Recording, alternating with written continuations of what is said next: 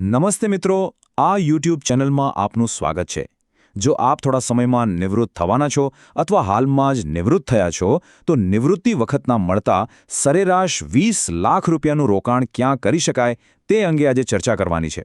તેથી આ વિડિયો ખૂબ જ ઉપયોગી થવાનો છે. માટે છેલ્લે સુધી આ વિડિયો જુઓ અને પસંદ પડે તો આપના સાથી કર્મચારીઓ, પેન્શનરો અને આપના વોટ્સએપ ગ્રુપમાં આ વિડિયો જરૂર શેર કરજો.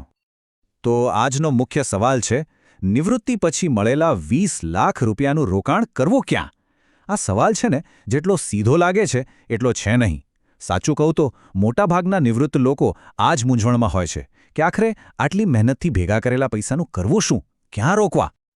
જુઓ, આનો કોઈ એક જાદુઈ જવાબ નથી. સાચો જવાબ તો એ વાત પર નિર્ભર કરે છે કે તમે આ પૈસા પાસેથી શું ઈચ્છો છો. તમારું ધ્યેય શું છે? શું તમને દર મહિને એક પાકી આવક જોઈએ છે કે પછી તમે ઈચ્છો છો કે આ પૈસા વધતા રહે અને આવનારી પેઢી માટે એક મોટી રકમ તૈયાર થાય? અથવા એવું પણ બની શકે કે તમને બંનેનું મિશ્રણ જોઈતું હોય. પૈસા વધે પણ અને જરૂર પડે ત્યારે ઉપાડી પણ શકાય, ખરું ને? તો ચાલો આપણે આ જ 3 મુખ્ય પરિસ્થિતિઓને ધ્યાનમાં રાખીને 3 એકદમ સ્માર્ટ વ્યૂહરચનાઓ પર નજર નાખીએ. આનાથી ખબર પડશે કે તમારા 20 લાખ રૂપિયાને તમારા નિવૃત્તિના લક્ષ્ય પ્રમાણે શ્રેષ્ઠ રીતે કામે કેવી રીતે લગાડી શકાય. ચાલો શરૂઆત કરીએ પહેલી પરિસ્થિતિથી. માની લો કે તમારી સૌથી પહેલી પ્રાથમિકતા છે એક નિયમિત આવક. બસ દર મહિને એક ચોક્કસ રકમ ખાતામાં આવી જાય. એના માટે સ્વાભાવિક છે કે આપણને એવા વિકલ્પો જોઈએ જે એકદમ સુરક્ષિત અને ભરોસાપાત્ર હોય. આ ધ્યેય માટે આપણી પાસે મુખ્યત્વે 3 રસ્તા છે. પહેલો, સિનિયર સિટીઝન સેવિંગ સ્કીમ એટલે કે SCSS, જેના પર સરકારની ગેરંટી હોય છે. બીજો વિકલ્પ છે સિસ્ટમેટિક વિથડ્રોલ પ્લાન, જેને આપણે SWP કહીએ છીએ. આમાં મ્યુચ્યુઅલ ફંડમાંથી દર મહિને પૈસા ઉપાડવામાં આવે છે. અને ત્રીજો છે ઇક્વિટી સેવિંગ્સ ફંડ, જેમાં શેર બજારનું થોડું ઓછું જોખમ હોય છે. ચાલો આ ત્રણેયને જરા વિગતમાં સમજીએ. જો નિયમિત આવકની વાત કરીએ તો કદાચ સૌથી પહેલો અને શ્રેષ્ઠ વિકલ્પ છે સિનિયર સિટીઝન્સ સેવિંગ સ્કીમ. અને કેમ? કારણ કે એનો વ્યાજ દર જુઓ, 8.2%. અત્યારના સમયમાં ફિક્સ્ડ ઇન્કમમાં આનાથી સારો વિકલ્પ મળવો મુશ્કેલ છે. અને સૌથી મોટી વાત, આમાં ભારત સરકારની ગેરંટી છે અને દર 3 મહિને તમને વ્યાજ પણ મળી જાય છે. પણ હા, આમાં એક વાત ધ્યાનમાં રાખવા જેવી છે. SCSSમાં તમે વધુમાં વધુ 30 લાખ રૂપિયા જ રોકી શકો છો. તો જો તમે પહેલેથી જ આ મર્યાદા સુધી પહોંચી ગયા હો તો પછી આપણે બીજા વિકલ્પો વિશે વિચારવું પડશે, જેમ કે ડેટ ફંડમાંથી SWP. અહીં એક બહુ જ મહત્વની વાત યાદ રાખવાની છે. ફક્ત ફિક્સ્ડ ઇન્કમ પર જ નિર્ભર રહેવું લાંબા ગાળે થોડું જોખમી છે. કેમ? કારણ કે મોંઘવારીને માત આપવા માટે એ જરૂરી છે કે તમારા કુલ રોકાણનો ઓછામાં ઓછો ત્રીજો ભાગ ઇક્વિટીમાં હોય. અને હા, જો તમે SWP પસંદ કરો તો એક નિયમ બનાવી લો કે વાર્ષિક ઉપાડ 6%થી વધારે નહીં કરવાનો. એનાથી તમારું મૂળધન લાંબો સમય ટકી રહેશે. ઓકે, તો હવે વાત કરીએ બીજી પરિસ્થિતિની.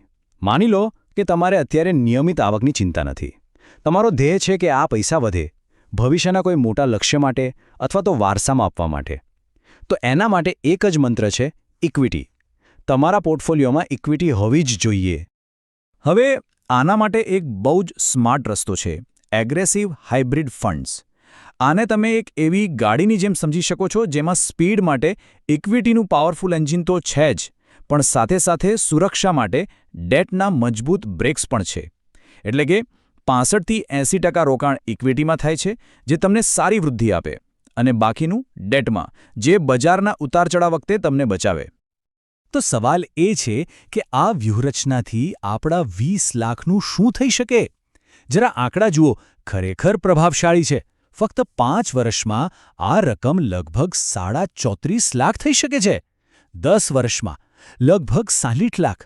અને જો 15 વર્ષ સુધી રોકાણ જાળવી રાખો તો આ રકમ 1 કરોડનો આંકડો પણ પાર કરી શકે છે. વિચાર તો કરો. હવે તમારા મનમાં કદાચ સવાલ થતો હશે કે જો આટલું સારું રિટર્ન મળે છે તો પછી સીધા 100% ઇક્વિટીમાં જ કેમ રોકાણ ન કરવું? બહુ સારો સવાલ છે. અને આનો જવાબ આપણને 2020ના કોવિડ ક્રેશમાં મળે છે. એ સમયે સેન્સેક્સ લગભગ 38% તૂટલો હતો, પણ એગ્રેસિવ હાઇબ્રિડ ફંડ્સ કેટલા ઘટ્યા? ફક્ત 28%. આ જે 10%નો ફરક છે ને, એ જ ડેટના એ બ્રેક્સનો કમાલ છે જે મુશ્કેલ સમયમાં ખૂબ મોટો સહારો બને છે. મિત્રો, આપે હજુ સુધી આ ચેનલને સબસ્ક્રાઇબ ન કરી હોય તો સબસ્ક્રાઇબ કરવા વિનંતી છે, જેથી આપને નવા વિડીયોઝની અપડેટ્સ મળતી રહે.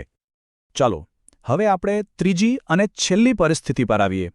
આ એ લોકો માટે છે જેમને બંને વસ્તુ જોઈએ છે, એટલે કે પૈસા વધતા પણ રહે પણ સાથે સાથે જરૂર પડે ત્યારે, જેમ કે ક્યાંક ફરવા જવું હોય, કોઈ મેડિકલ ઇમરજન્સી આવે કે કોઈ બીજો ખર્ચો આવે, તો પૈસા ઉપાડવાની સગવડ પણ હોય.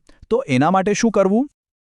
આના માટે એકદમ સરળ અને અસરકારક વ્યૂહરચના છે 50-50ની.